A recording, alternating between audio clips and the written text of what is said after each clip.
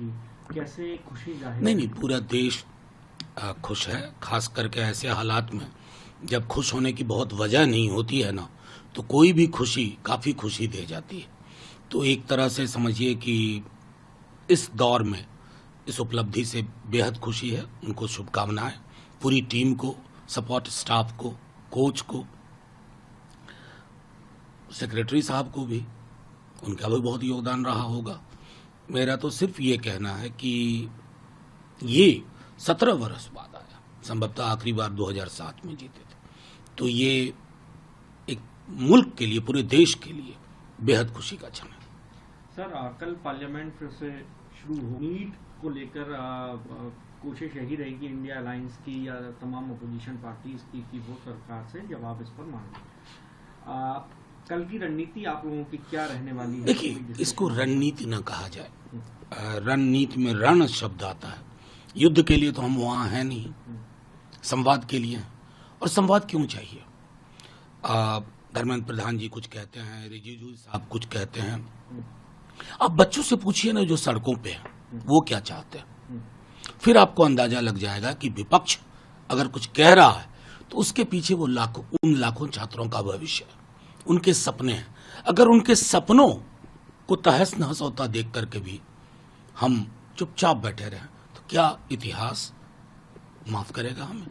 ये मूल्यांकन का आधार होना चाहिए। लेकिन रविशंकर रहे हैं खासतौर पे एलओपी को लेकर कांग्रेस के, कि वो क्या चाहते हैं। वो एलओपी हैं, मुद्दे को गंभीरता से लेना समझें, गंभीरता क्या होती है, और वो नेतागिरी चाहते हैं इस पे या जस्टिस? नहीं, मैं तो रविशंकर जी से चाहूंगा कि आप थोड़ा गंभीर होइए। आप में भी गांधीर्य का बहुत अभाव है। जाकर के सड़क पे बच्चों को कह के देखिए हम ऐसे काम कर रहे हैं। आप बोल नहीं पाइएगा, इतना आक्रोश है लोगों के बीच में। तो एलओपी क्या करे? उस आक्रोश को खत्म करके दे, उसका जिक्र ना करे। मतलब रविशंकर जी को ये तो समझना होगा ना, किसान आंदोलन के समय में इसी तरह के बयान दे रहे थे, वापस लेना पड़ा ना। सड़कें जब रोशन होती है ना, जाग जाती है ना रविशंकर जी, तो वो मेजॉरिटी, एब्सोल्यूट मेजॉरिटी नहीं देखती है, सनद रहे। सर, कल ड्यूटी की मीटिंग हुई, संजय झा को वर्किंग प्रेसिडेंट बनाया गया, कई सारी बातें सामने आई। आपको लगता है कि ये एनडीए के लिए ठीक रहेगा और बिहार के लिए, क्योंकि वो लोग तो फिर से रिपीट करने की बात करते हैं? नहीं, तो वो उन सब में उनके दल का मामला, मैं क्यों टिप्पणी करूं। लेकिन मुझे जो थोड़ा कष्ट हुआ, क्योंकि नीतीश जी जब हम लोग साथ में थे या जब ये अलग अलग भी थे, तो विशेष राज्य का दर्जा बिहार की ये 2 दशक पुरानी लगभग मांग है, लगभग 2 दशक, 1.5 दशक। कल मैंने जो सुना है मीडिया में जो आई है कि प्रस्ताव में है कि विशेष राज्य का दर्जा या विशेष पैकेज, ये जो या बीच में आया है ना, हमें बहुत चिंता है इसकी। ये या बिहार को नहीं चाहिए। बिहार को विशेष राज्य का दर्जा, साथ में विशेष पैकेज चाहिए, या के बिना। और ये मांग रही है सिर्फ ऐसा नहीं कि तेजस्वी जी और राजद की, बल्कि पूरे बिहार की ही मांग रही है। हम श्रम आपूर्ति वाले राज्य के दर्जे में पड़े हुए हैं, चिंता नहीं है।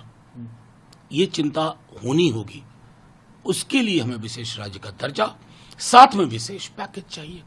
उस प्रस्ताव से मुझे थोड़ी निराशा तो हुई है। सर, कल लालू जी ने एक सामने आया इमरजेंसी को लेकर, काफी पार्लियामेंट में चर्चा रहा, उस पर अलग अलग नेताओं ने बयान दिए अपने अपने। उसमें एक लाइन ये भी थी जिस पर सरकार घेरने की कोशिश कर रही थी कि इमरजेंसी उस वक्त ठीक तो नहीं थी, लेकिन हमें देशद्रोही नहीं कहा गया। इस तरह आप नहीं, उनका वो संस्मरण पूरा मैंने पढ़ा है और कई बार उनसे बातचीत में भी ये चीजें हम जानते हैं। इंदिरा जी ने इमरजेंसी लगाई, लोग जेल में गए, लेकिन उनके साथ ऐसा दुर्व्यवहार नहीं हुआ था। दूसरी चीज, वो डेमोक्रेट भी थी, लोगों के एडवाइस के खिलाफ जाकर उन्होंने चुनाव कराया। 2 वर्ष के अंदर चुनाव के नतीजे उनके खिलाफ गए, स्वीकार किया। यहां तो सीट कम हो गई है, स्वीकार ही नहीं पा रहे हैं, उसी मूड में है आपकी बार 400 पार। तीसरी बात मैं बार बार कहता हूं, इंदिरा जी के एडवाइजर्स उतने अच्छे नहीं थे जितने मोदी जी के हैं। वो आज वाले होते ना उनके पास, जैसे मोदी जी को एडवाइस दी गई है कि 352 लगाने की जरूरत नहीं है, 352 वाले हालात पैदा कर दो। सरकार की आलोचना करे तो कहो देश की आलोचना हो रही है, जेल में डाल दो। ये वाली जो इमरजेंसी का मॉडल है ना मोदी जी का, इंदिरा जी को ये विकल्प उपलब्ध नहीं था।